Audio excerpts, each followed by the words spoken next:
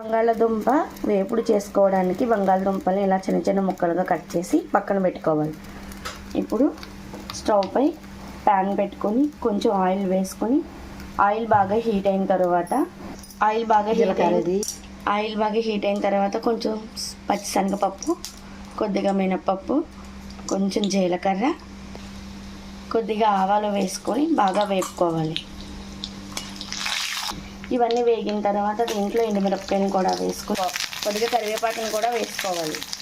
మనం కట్ చేసి పెట్టుకున్న బంగాళదుంప ముక్కలను కూడా వేసుకొని ఒకసారి బాగా కలుపుకొని పక్కన పెట్టేసుకుందాం.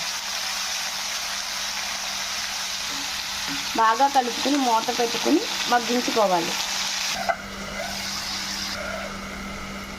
కొంచెం మగ్గిన తర్వాత దీంట్లో కొంచెం సాల్ట్, కొద్దిగా పసుపు వేసుకుని ఒకసారి కలిపేసుకుందాం.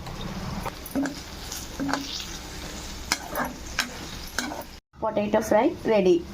పిల్లలకి లంచ్ బాక్స్లోకి చాలా సింపుల్ అండ్ ఈజీగా చేసుకొని బంగాళదుంప వేపుడు రెడీ.